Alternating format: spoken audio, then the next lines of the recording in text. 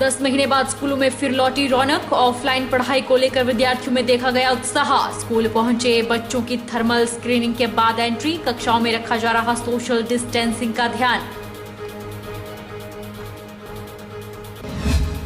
मंडी जिला कांग्रेस अध्यक्ष प्रकाश चौधरी ने भाजपा पर दबाव की राजनीति करने के लगाए आरोप। बोले सरकार को चलाना चाहिए निष्पक्ष, लेकिन भाजपा जीते हुए कांग्रेस समर्थित प्रत्याशियों पर बना रही दबाव। जोगिंदरनगर पंचायत नेर घरवासड़ा के नवनिर्वाचित उप प्रधान ने पूर्व कार्यकाल में धांधलियों के लगाए आरोप। नहीं बने पक्के रास्ते, न ही सार्वजनिक शौचालय की सुविधा। सोलर लाइटों का भी पंचायत में अभाव।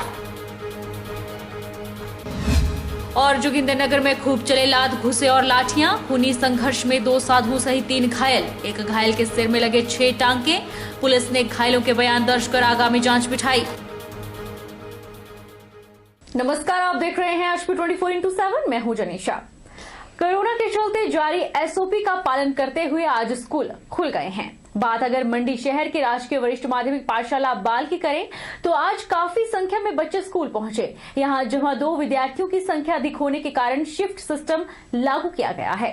उधर सरकाघाट सब डिवीजन में 60 शिक्षकों के कोविड पॉजिटिव आने के बाद 7 फरवरी तक बच्चों का स्कूल में आना बंद कर दिया गया है, लेकिन शिक्षक स्कूलों में नियमित रूप से आएंगे और जो शिक्षक पॉजिटिव आए हैं वे स्कूल नहीं आएंगे। राजकीय वरिष्ठ माध्यमिक पाठशाला बाल मंडी के प्रधानाचार्य परसराम सैनी ने बताया कि विभाग के निर्देशानुसार 8वीं से लेकर +2 तक की नियमित कक्षाएं शुरू कर दी गई हैं और कोविड प्रोटोकॉल का पूरी तरह से पालन किया जा रहा है। उन्होंने बताया कि +2 में विद्यार्थियों की संख्या अधिक होने के कारण शिफ्ट सिस्टम लागू किया गया है, जिसमें +2 की कक्षाएं मॉर्निंग टाइम में और +1 कक्षाएं इवनिंग टाइम में लगाई जा रही हैं। +1 की स्ट्रेंथ मेरी ज्यादा थी, तो इस करके +1 +2 में हमने शिफ्ट सिस्टम शुरू किया है। तो +2 की क्लासेस मॉर्निंग आवर्स में लगेंगी और +1 की क्लासेस इवनिंग आवर्स में लगेंगी, ताकि हमारी तरफ से पूरा ये प्रयास रहे कि बच्चों की पढ़ाई का नुकसान ना हो। अदरवाइज अगर ज़्यादा स्ट्रेंथ की वजह से ऑल्टरनेटिव डेज पे लगाते क्लासेस तो नुकसान ज़्यादा होता। बाकी 8th की 9th की 10th की क्लासेस जैसे पहले लगती थी वैसी ही लगेंगी और इस संबंध में तैयारी हमने पहले कर ली थी। हर क्लासरूम को सैनिटाइज किया जा चुका है। जितने भी टचिंग पॉइंट्स हैं, टॉयलेट्स हैं, रेलिंग्स हैं, उनको भी सैनिटाइज किया गया है। उधर उच्च शिक्षा उपनिदेशक सुरेंद्र पाल शर्मा ने बताया कि 1 फरवरी से स्कूल खोल दिए गए हैं और स्कूलों में 5वीं, 8वीं, 9वीं, 10वीं, 11वीं और 12वीं की कक्षाएं शुरू की गई हैं। उन्होंने बताया कि स्कूल प्रबंधन को निर्देश दिए गए हैं कि अगर कक्षाओं में विद्यार्थियों की संख्या अधिक है तो वे 9वीं और +2 के विद्यार्थियों को वैकल्पिक दिनों में बुला सकते हैं। सुरेंद्र पाल शर्मा ने बताया कि सरकाघाट सब डिवीजन में 60 शिक्षकों के कोविड पॉजिटिव आने के बाद 7 फरवरी तक बच्चों का स्कूल में आना बंद कर दिया गया है, लेकिन शिक्षक स्कूलों में नियमित रूप से आएंगे और जो शिक्षक पॉजिटिव आए हैं वे स्कूल नहीं आएंगे। जो बात आप सरकाघाट सब डिवीजन में सामने आई है कि वहां पर 60 के लगभग जो है कोविड पॉजिटिव स्कूल शिक्षक आए हैं, तो हमने जो है 7 फरवरी तक बच्चे जो हैं वहाँ स्कूलों में नहीं आएंगे। 7 फरवरी तक बच्चों का स्कूल में आना बंद कर दिया गया है, लेकिन शिक्षक जो हैं स्कूलों में आएंगे। अगर कोई अध्यापक जो है कोविड पॉजिटिव आया हुआ है या उसको जुकाम, सर्दी, खांसी ऐसे कोई कोविड के सिम्टम्स लगते हैं तो वो स्कूल नहीं आएंगे। जिला बिलासपुर के पहाड़ी क्षेत्रों में स्कूल खोलने से जहां बच्चों में भारी उत्साह है, वहीं पर आने वाले बोर्ड की परीक्षाओं के लिए भी अब तैयारियां शुरू हो जाएंगी। हालांकि कोविड-19 महामारी के दौर में जो औपचारिकताएं हैं उनको पूर्ण करने के बाद ही स्कूलों को खोला गया है। लंबे अरसे के बाद आखिरकार हिमाचल प्रदेश के पहाड़ी क्षेत्रों में आज से स्कूल खुल गए हैं। एक दिन पहले स्कूलों को पूरी तरह से सैनिटाइज किया गया है। इसके अलावा जो स्कूल में बच्चे पहुंच रहे हैं उनकी थर्मल स्कैनिंग भी की जा रही है, जबकि बच्चों को सोशल डिस्टेंसिंग के बीच स्कूल में बिठाया जा रहा है ताकि उनकी पढ़ाई नियमित रूप से शुरू हो सके। हालांकि बच्चों में भी काफी उत्साह है। बच्चों का कहना है कि उनकी बोर्ड की परीक्षाएं हैं और स्कूल में ही पूरी तरह से तैयारी हो पाएगी, लेकिन अध्यापकों और मुख्य अध्यापक का कहना है कि स्कूल में सैनिटाइजेशन की पूरी व्यवस्था है। कोविड कोविड-19 महामारी के निर्देशों का पूरी तरह से पालन किया जा रहा है और हालांकि अभी तक प्रार्थना सभा सुबह शुरू नहीं हो पाई है और बच्चों का खेलकूद का कार्यक्रम भी बंद है। जैसे ही सरकार के निर्देश होते हैं उसके बाद खेलकूद गतिविधियां और अन्य गतिविधियां शुरू की जाएंगी, लेकिन फिलहाल स्कूल खुल चुके हैं और बच्चों में भारी उत्साह देखने को मिल रहा है। पहले तो गवर्नमेंट का निर्देश है कि सारे जो कमरे हैं उनको सैनिटाइज किया जाएगा एक दिन बच्चों के आने से पहले। तो पिछले कल जैसे छुट्टी थी तो हमने शनिवार को ही ये सैनिटाइज किए हुए सारे कमरे। तो सैनिटाइज करने के लिए हमने स्कूल जो ग्रांट से जो है ये पंप और सैनिटाइजर खरीदा हुआ है। पहला काम तो वो किया है। दूसरा जो है हर बच्चा, हर कर्मचारी, हर अध्यापक का हम सुबह जब वो स्कूल में आता है तो हम उसका जो टेम्परेचर नोट करते हैं, तो उसके लिए हमने स्कैनर का प्रोविजन किया हुआ है और सभी बच्चे हमारे स्वस्थ हैं, सारे कर्मचारी हमारे स्वस्थ हैं और पूरी टीम पूरी काम कर रही है। कक्षा के सारे छात्र स्कूल आए हैं, हमारे बोर्ड के पेपर है, इसलिए हम चाहते हैं कि हमारी पढ़ाई जारी रहे। हमें बहुत अच्छा लग रहा है स्कूल आकर। हम बाकी बच्चों को भी प्रार्थना कर रहे हैं कि वो स्कूल आए और हम सैनिटाइजर की पूरी व्यवस्था की गई है, टेम्परेचर नोट किया जा रहा है। बाकी बच्चों को प्रार्थना करना चाहते हैं कि वो भी स्कूल आए और शिक्षा ग्रहण करें। ऑफलाइन पढ़ाई को लेकर विद्यार्थियों में खासा उत्साह देखा गया। करीब 1 साल के लंबे अंतराल के बाद स्कूल खुलने पर उपमंडल जोगिंद्रनगर के सरकारी और निजी स्कूलों में अध्यापकों संग विद्यार्थियों का उत्साह देखा गया। क्षेत्र के 3 दर्जन से अधिक सरकारी और निजी स्कूलों में विद्यार्थियों की आमद करीब 80% दर्ज हुई। कोरोना के पूरे प्रोटोकॉल का पालन करते हुए शैक्षणिक संस्थानों में विद्यार्थियों की पढ़ाई पूरी हुई। पहला दिन था। पाठशाला में 8वीं से 12वीं तक के विद्यार्थी उपस्थित रहे। 80% के लगभग विद्यार्थी आज उपस्थित रहे और एसओपी का पूरा ध्यान रखा जा रहा है। अध्यापक जो है पूरे नियमों का पालन कर रहे हैं। लगभग हमारा पूरा स्टाफ आया हुआ है इस पाठशाला में। ठीक ढंग से दिनचर्या चली हुई है। आशा करते हैं कि भविष्य भी हमारी पाठशाला सुचारू रूप से कार्य करती रहे। सरकार के दिशा निर्देशों के अनुसार 10 माह के लंबे अरसे के बाद आखिरकार आज स्कूल खुल गए हैं। हालांकि पहले दिन स्कूलों में बच्चों की संख्या काफी कम नजर आई। सरकार के निर्देश के मुताबिक 5वीं कक्षा के अलावा 8वीं से लेकर 12वीं कक्षा तक के बच्चे अभी स्कूल जा पाएंगे। कोरोना काल के दौरान पिछले करीब 10 महीने से स्कूल बंद पड़े थे। सरकार के दिशा निर्देशानुसार स्कूल खुलने के बाद स्कूलों में फिर रौनक लौट आई है। हालांकि स्कूल के पहले दिन बच्चों की संख्या काफी कम नजर आई। मीडिया से बात करते हुए निजी स्कूल के प्रधानाचार्य के चंदोला ने बताया कि स्कूल में सरकार द्वारा जारी की गई गाइडलाइंस के मुताबिक व्यवस्था की गई है।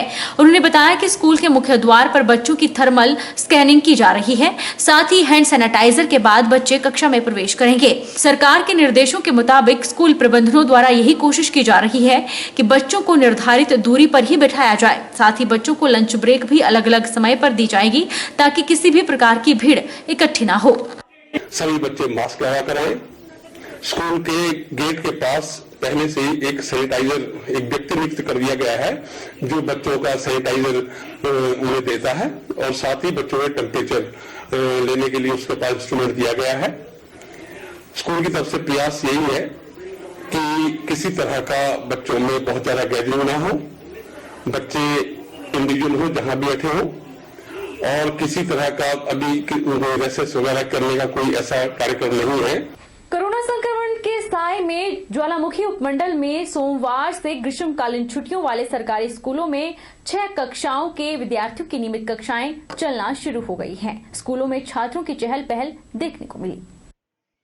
ज्वालामुखी में सोमवार से 5वीं और 8वीं से 12वीं कक्षा के विद्यार्थियों की एसओपी के तहत नियमित कक्षाएं शुरू हुई हैं। हर स्कूल ने विद्यार्थियों की संख्या के हिसाब से माइक्रो प्लान तैयार किए गए हैं। स्कूलों में आने के लिए विद्यार्थियों पर कोई दबाव नहीं है। हाजिरी की अनिवार्यता भी नहीं है। पहले की तरह स्कूलों में ऑनलाइन पढ़ाई भी जारी रहेगी।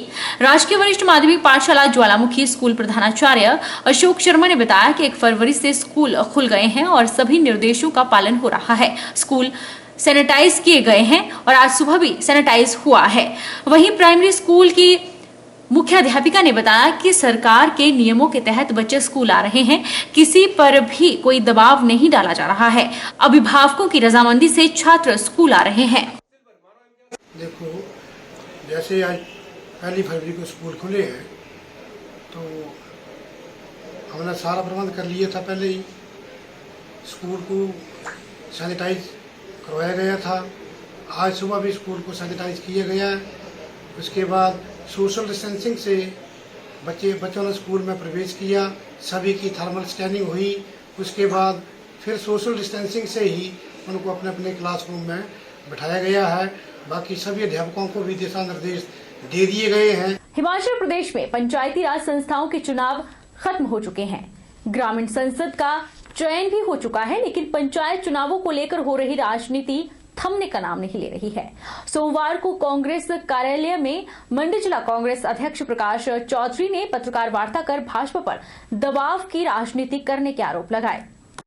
मंडी जिला कांग्रेस अध्यक्ष प्रकाश चौधरी ने पत्रकार वार्ता के दौरान कहा कि पंचायत चुनाव पार्टी सिंबल पर नहीं होते हैं, बल्कि चुनाव अधिकारियों के द्वारा जो सिंबल दिए जाते हैं उनके आधार पर यह चुनाव होते हैं। उन्होंने पंचायत चुनावों को लेकर भाजपा पर निशाना साधते हुए कहा कि सरकार को निष्पक्ष चलना चाहिए, लेकिन भाजपा सरकार दबाव की राजनीति अपना रही है और अपने कार्यकर्ताओं के माध्यम से जीती हुई कांग्रेस समर्थित प्रत्याशियों को अपने पक्ष में करने का प्रयास कर रही है।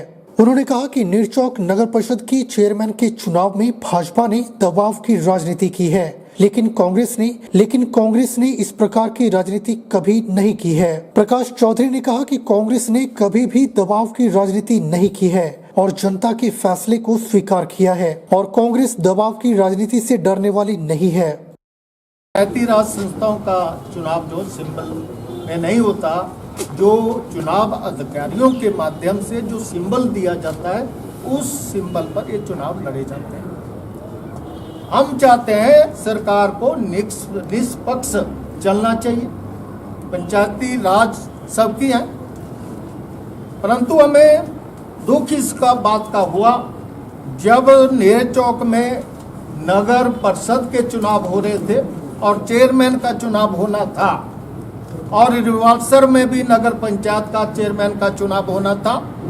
इन्होंने नेरचौक में हमारे 4-4 हो गए, 4 कांग्रेस पार्टी के हुए और 4 भारतीय जनता पार्टी के हुए और इनके लोगों ने वार्निंग दी। अभिलाषी नर्मदा अभिलाषी जो हमारी सदस्या बनी, काउंसलर बनी, उसको वो चेयरमैन की कैंडिडेट थी और उसको इन्होंने वार्निंग दी।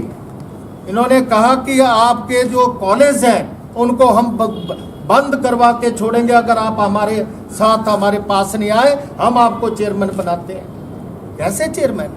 जब वो हमारी कैंडिडेट थी, उसने कांग्रेस के इस पे चुनाव लड़ा, वो कैसे जा सकती है भारतीय जनता पार्टी में? हमारे किसी भी कार्यकर्ता ने, पदाधिकारी ने अगर किसी को कहा कि नहीं आप हमारे साथ चलिए, हमने किसी को नहीं कहा। जो लोगों का फैसला हो हमें मंजूर है। शाह पंचायत है, नई पंचायत है, डडौर पंचायत की बनी, वहाँ भारतीय जनता पार्टी के प्रधान उप प्रधान बन गए, हमने स्वागत किया। वो ट्रांसफर कर रहे हैं, लोगों को तंग कर रहे हैं और अभिलाषी जैसे कॉलेज जिनका आज पूरे भारत में उनका नाम है, सिक्किम दूसरे देशों से बच्चे उनके कॉलेज में पढ़ने के लिए आते हैं, उनको भी वार्न किया गया, उनको भी धमकी गई। इसे हम बड़े दुखी हैं। हम मंडी जिला की कांग्रेस और हिमाचल प्रदेश की कांग्रेस ऐसी धमकियों से डरने वाली नहीं है, पर हमें दुख है कि एक अच्छी सरकार जिसको मैं कह सकता हूँ एक लोकतंत्र के हिसाब से, और अगर ऐसी धमकियां देने लगे तो हमें पसंद नहीं है, हम बड़े दुखी हैं। युवा कांग्रेस के राष्ट्रीय अध्यक्ष बीवी श्रीनिवासन और युवा कांग्रेस के राष्ट्रीय इंचार्ज कृष्णा अलावरू आज हिमाचल दौरे पर पहुंचे। हिमाचल पहुंचने पर सोलन में युवा कांग्रेस कार्यकर्ताओं ने उनका गर्मजोशी के साथ स्वागत किया। कांग्रेस के राष्ट्रीय अध्यक्ष बीवी श्रीनिवासन ने कहा कि प्रदेश में युवा कांग्रेस कार्यकर्ताओं के लिए शिविर लगाया जा रहा है, जिसमें भाग लेने और युवाओं के साथ बैठक करने के लिए वो हिमाचल आए हैं। 1 साल के जवाब में उन्होंने कहा कि अगर 2022 में हिमाचल के प्रदेश के नेता युवाओं का नाम आगे करेंगे तो उन्हें चुनाव में मौका दिया जाएगा। उन्होंने कहा कि आज देश में बेरोजगारी की समस्या बढ़ती जा रही है। जब केंद्र में मोदी सरकार आई थी तो इन्होंने 7 करोड़ नौकरी देने का दावा किया था, लेकिन आज जीएसटी, नोटबंदी और अब कोरोना महामारी के बाद देश में 12 करोड़ लोग अपनी नौकरी गंवा चुके हैं। हिमाचल में तो सबसे ज्यादा नंबर 1 आज नशे का चल रहा है। हिमाचल का युवा के साथ इन लोग ने किस तरीके से व्यवहार कर रहा है, जो नौकरी देने का बात हो, हर चीज़ में कहीं ना कहीं विश्वासघात करने का काम कर रहा है पूरा देश पर।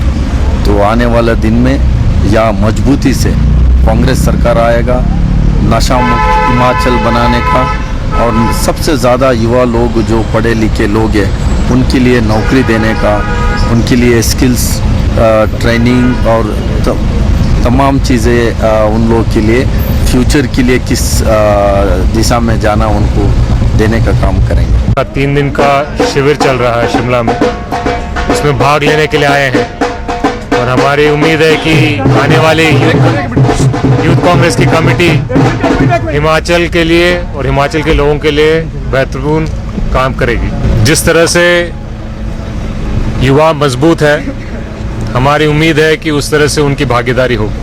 हर कोई जो किसानों के साथ खड़ा रहता है उनको बदनाम करने की कोशिश की जाती है। कभी किसी को खालिस्तानी बोलते हैं, कभी प्रधानमंत्री के साथ जो फोटो खिंचाते हैं उनके नाम पे किसानों को बदनाम करते हैं। लेकिन किसान अपनी लड़ाई लड़ रहा है, हिंदुस्तान की लड़ाई लड़ रहा है, अपने भविष्य की लड़ाई लड़ रहा है। रुकेंगे एक छोटे से ब्रेक के लिए, ब्रेक के उस पार फौरन लौटेंगे।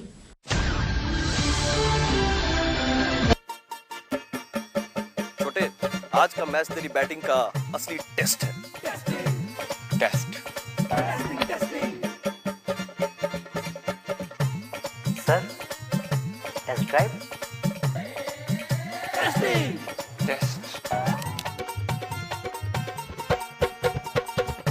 बहन जी बल्ब टेस्ट तो कर लो।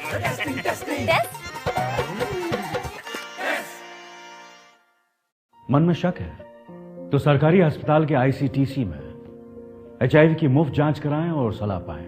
यह सब कॉन्फिडेंशियल है और किसी को पता भी नहीं चलेगा। अगर टेस्ट पॉजिटिव निकले तो मुफ्त चिकित्सा के लिए ART सेंटर में जरूर रजिस्टर करवाएं। HIV के साथ भी आप सामान्य जीवन जी सकते हैं। तो लीजिए एक कदम जिंदगी की ओर।